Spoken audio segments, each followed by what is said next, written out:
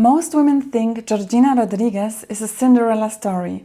But what if I told you this wasn't just luck, and it definitely wasn't random? Because if you actually look closely at her story, you notice something very different. Strategy, positioning, and a level of awareness most women completely ignore. So this video, my dear ladies, will be about Georgina Rodriguez. And I personally like Georgina Rodriguez very much. I think she's admirable, and even though there are some opinions about her personal style, that it's not classy or not elegant, here on this channel we admire and respect all kinds of feminine expression, and I personally think she's very authentic, and I think we can learn a lot from her, and you will see in the course of this video.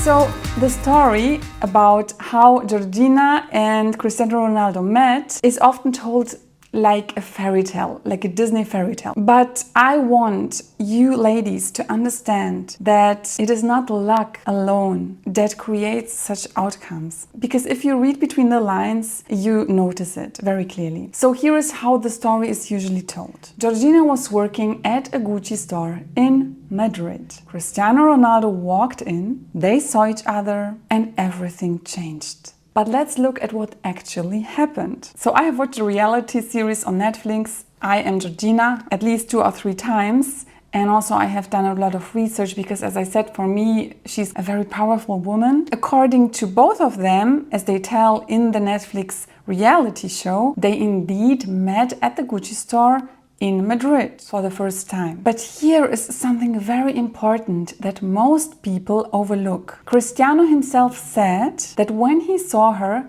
she was already out of service. That means she was walking out of the store already, which means he didn't perceive her as a sales assistant. He saw her as a woman. She wasn't interacting with him as an employee. She wasn't serving him. She was just there. And that completely changes how a man perceives you. And it has to do with the role in which you are when you meet someone. I have experienced it myself, and I will tell you more about that in the course of the video and also explain the psychological background.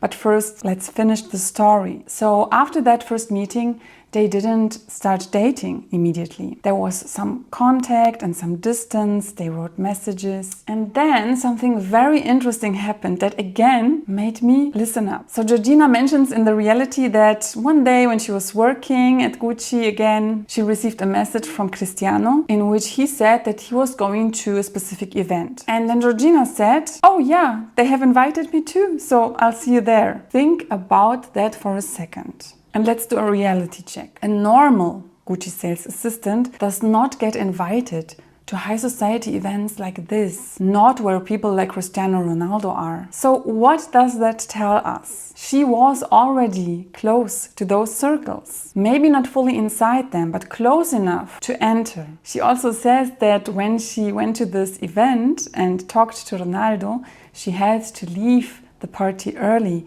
because she had to go to a company dinner. No matter if she did that consciously or unconsciously, from a strategic and psychological point of view, it was perfect because she really positioned herself in a very detached position, which is very, very attractive and not desperate. I'm sure that 99% of women, normal women, they would have cancelled the company dinner, but not Georgina. She went to the dinner because that was on her schedule already, and Ronaldo had to wait.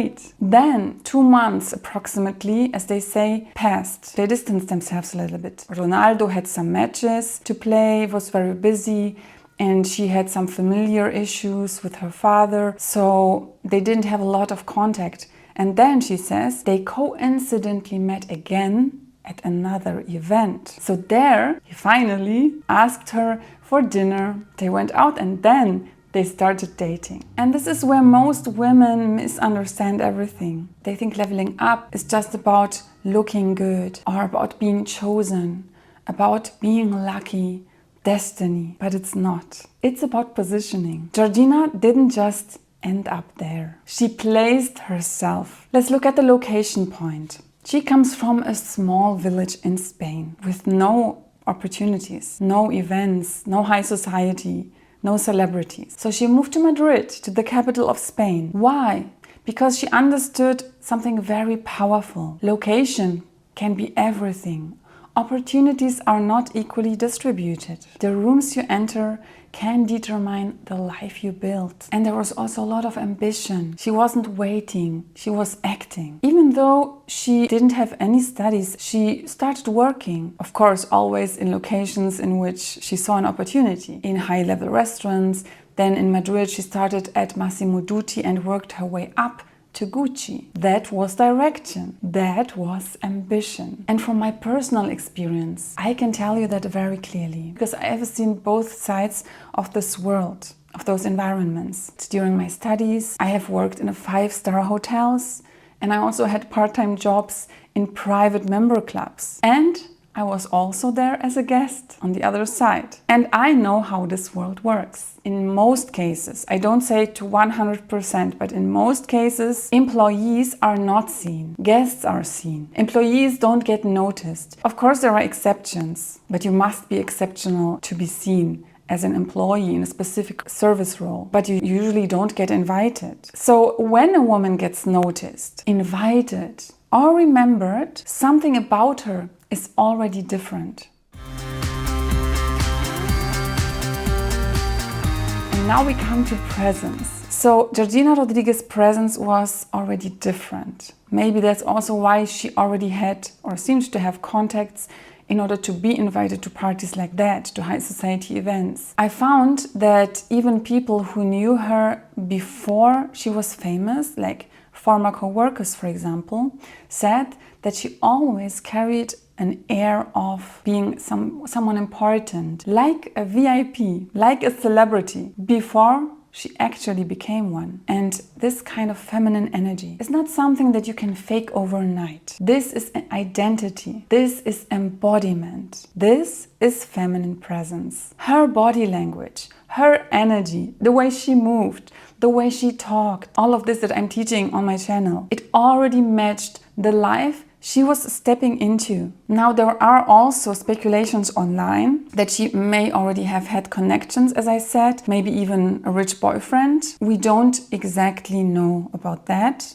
But what we know is that she wasn't passive. She was active, strategic and intentional. And back to her story with Cristiano Ronaldo, of course, there was attraction. Of course, there was connection. They shared a similar background. They were very compatible. That matters. But attraction alone doesn't create a life like this. This all could have ended very differently. And something that is also important and also might be interesting for you to know is the archetype that Georgina represented, that fitted very much this life that she has now. So first of all, her archetype, according to Carl Jung, so her feminine archetype, I would say is the mother and the lover. So she clearly has this mother archetype that at that time was very compatible to Cristiano Ronaldo's situation, because he was searching for that archetype in a woman. And also her seduction archetype, according to Robert Greene. I have also made a video about that. By the way, you can see both videos on my channel and do the test to find out which feminine archetype or seduction archetype you are. I will link both videos down below for later. I think that Georgina Rodriguez represents the seduction archetype of the ideal lover. In the video I also mention her because I think she's the perfect modern example for an ideal lover, according to Robert Greene, The Art of Seduction. She's supportive, feminine, warm, and loyal, but also intuitive and socially very intelligent. She didn't chase aggressively. At one point, they even lost contact for a while. And then, as an ideal lover archetype, she was extremely adaptable, extremely flexible. She mirrored what Cristiano needed. She also did some things that were strategically super intelligent and very helpful, not only in the beginning with the party and the company dinner and the distance, but there was also something that happened after they already started dating. She did not quit her job immediately. She continued working as a sales assistant. And I think that this was very admirable for Cristiano, who also comes from a similar humble background, and that made her, in his eyes, very respectable. This strongly matched his values, which for sure she knew. So in general, when we look to this story, which I find so fascinating, no, This is not just a fairy tale, even though it looks like that. It is a combination of ambition, environment, positioning, feminine presence, and yes, timing and luck too. But mostly awareness. And remember that men like Cristiano Ronaldo usually don't meet women like this. They meet them in the right environments. And I'm not saying all of this, and I'm not telling the story from this perspective to take anything away from her. I admire Georgina. I think she's fascinating. A powerful, confident woman who believes in herself, believes in her dreams. I only want you ladies to know, all of the women who are just waiting and sitting, I think you deserve to understand what really creates these outcomes and that you are not passive, you can do something. Ultimately, there are things that we cannot influence, but there is a lot that we can. Once you see that clearly and understand the power of feminine presence, and of all that has to do with that, you stop waiting. You start creating. So the real question here is not, why did all of this happen to her? The real question for you is, where are you placing yourself? And how are you showing up in your feminine presence, in the rooms that matter? Because that, my dear lady, changes everything. If you like this video, I warmly invite you to subscribe, click the notification bell, and I will see you in my next video, and also give me a thumbs up. Thank you for watching, and bye bye.